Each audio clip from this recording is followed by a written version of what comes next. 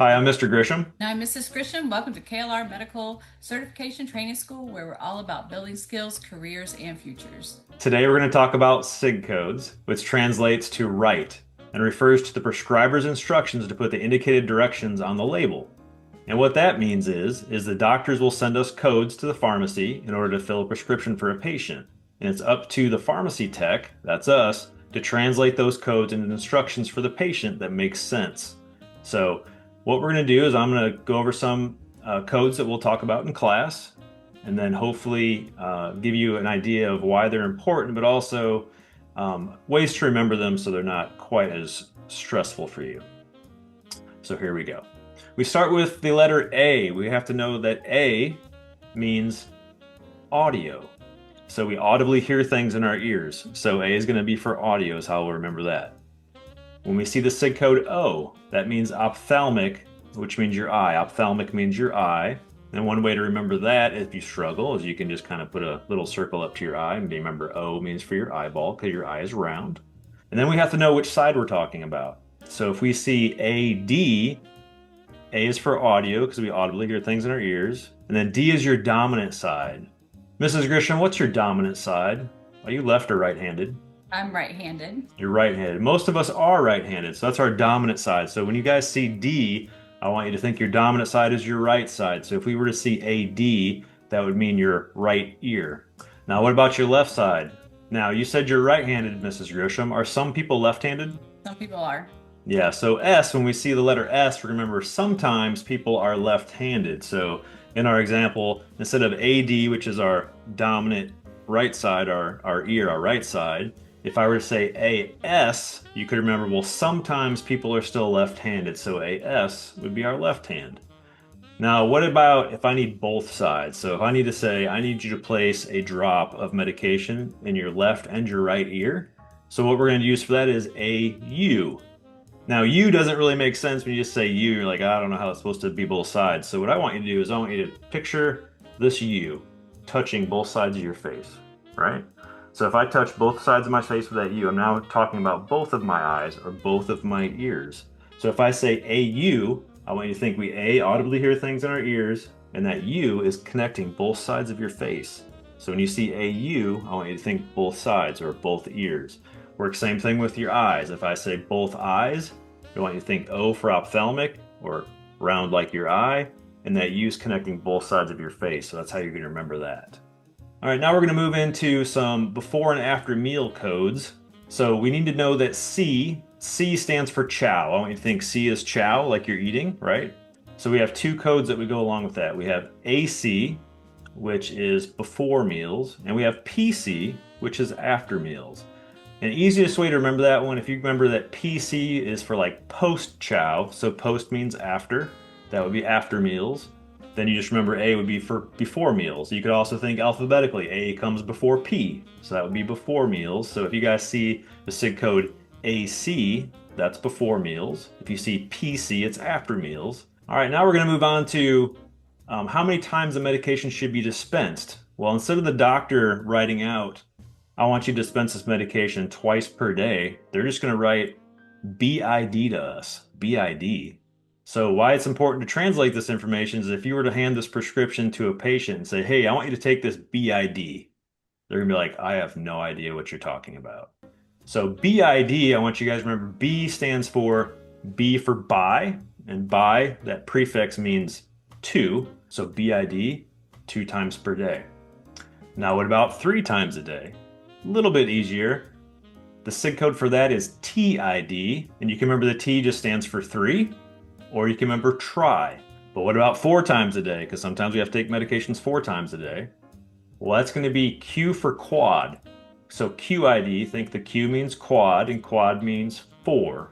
Next up, this is a really big chart of extra SIG codes that we have to know. A lot of them aren't easy. There's not a great, trick way to remember all of them. But like we said before, in this class, you're going to get lots of repetition with your SIG codes. And some of them that I can go over. So we're going to go over this chart together really fast, and I can kind of show you a couple of them. We have ha, does not mean that's funny. It means headache. So we like the SIG codes that kind of make sense, right? If you see HA, headache, that makes sense, right? For at bedtime, we like this one. The code is HS. Who here is in high school? That'd be most of you, right? Do you guys are you expected to go to bed at a certain time? Maybe when you're juniors, not so much as a senior.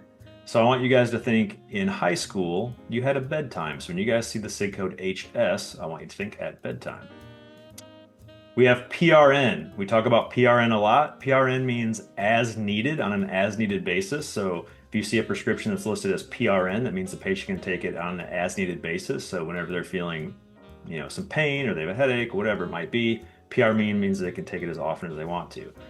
All right, let's keep going here. You guys are going to see the letter Q. Q means every. We're going to do lots and lots of pharmacy math together, and you guys will see dispensing directions coming at you, and you're going to use Q almost with every single one. So you're just going to get used to seeing, that Q means every. And once you get that down, you'll see another one called QD. That just means every day. So that's another one that we like that one. It makes sense, right? We're going to see the SIG code SUP. Sorry, guys, it does not mean hello. How you doing? SUP is short for suppository, so we have to make sure we know what that is, a suppository. I like this one. NKA means no known allergies. I like when it's just short for what it actually means. That makes sense. We like that one. So NKA, no known allergies. SIG code talk, CAP means capsule. Doesn't mean you're lying, so you have to unthink some of the things you've learned in pharmacy. If you guys see tab, that doesn't mean like move the space over on your keyboard. Tab means tablet. And then we'll see some easier ones like AAA doesn't mean your car broke down. It means apply to affected area. So lots and lots of SIG codes. These are just some of them. Like I said, some of them are easier to remember. Some of them I can give you clues for. Some of them you're just going to have to learn through repetition. But we are going to get you through it. So don't let yourself get stressed out over it.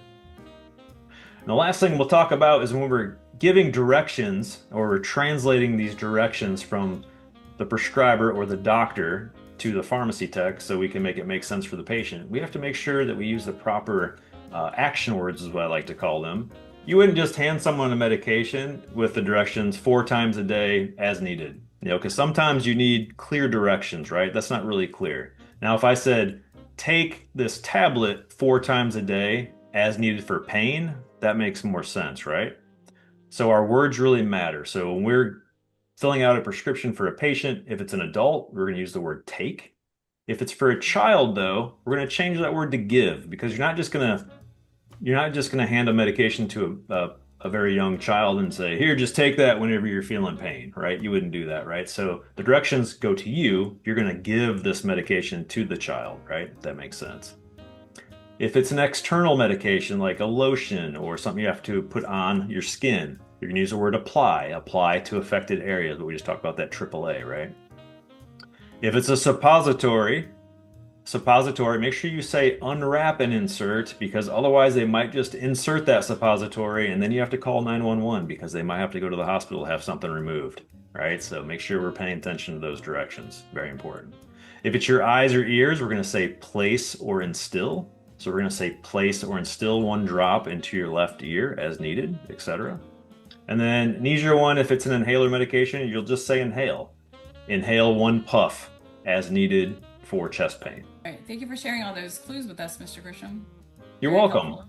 Absolutely. I hope that helps everyone.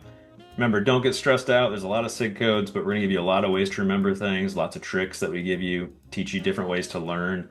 So we're here to help you get through this no matter what it takes. Remember, the ultimate goal is to get you through the NHA exam, and that's what we're here for. Thanks for joining us today. If you found this video helpful, don't forget to like, subscribe, and share it with someone who could benefit. I want you to stay motivated, keep learning, and remember, you can do hard things. We'll see you on the next video.